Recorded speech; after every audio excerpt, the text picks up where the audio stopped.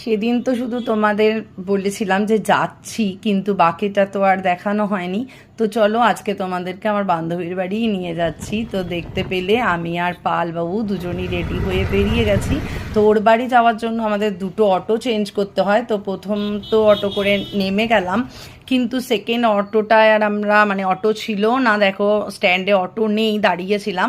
তারপরে এমনিও তারপরে ভাবলাম যে না, রিক্সা করে যাই, তাহলে ও একদম ওর বাড়ির সামনে নামতে পারবো, কারণ অটো অনেকটা দূরে নামায়। তো যাই হোক, আর এইটা কি দেখাচ্ছি জানো, এটা হচ্ছে মনে হচ্ছে মানে দুর্গা পুজো, তাই মনে হচ্ছে এই মাঠে পুজো হবে, তো তাই বাঁশ পড়ে গেছে।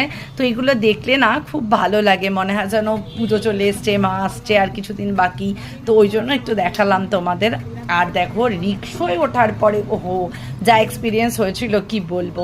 মানে রাস্তাটা বেশ খারাপ ছিল, তার মধ্যে রিক্সা কাকুও ছিল, একদম ঝরঝরে রিক্সা ছিল একটা, দিয়ে পুরো নৌকো, মানে পুরো নৌকোই বলতে পারো, ওটা রিক্সা করে গেছি মনেই হচ্ছিল না। দেখে বুঝতে পারছো কি না যে কতটা দুলছি জানো না, পুরো ঠন ঠন ঠন ঠন আওয়াজ করছে। আমি তো তোমাদের দিতে পারলাম না আওয়াজটা, মনে হলো একটু ঝনঝনিয়ে চলছি আর কি।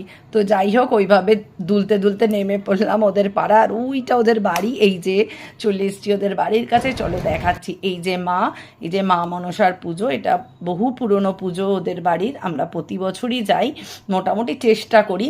আর এই যে গিয়েই ফার্স্টেই ভোগটা নিয়ে নিয়েছিলাম, কারণ দুপুর হয়ে গেছিলো। আর এই দেখতে পাচ্ছ বোতলটা কেন দেখাচ্ছি জানো, ওরা ঠান্ডা জল খায় না, দাদা আমার জন্য ফ্রিজে রেখেছিল, তো আমি সেটাই খেয়েছিলাম, সেটা দেখালাম। আর এই আমার বান্ধবী উমা, ওই তো ঠাকুরের কাজ করে নিয়ে বললো চলো এবার একটু গল্প করি। তো দুই বান্ধবী জমিয়ে গল্প করলাম, অসম্ভব ভালো কাটলো।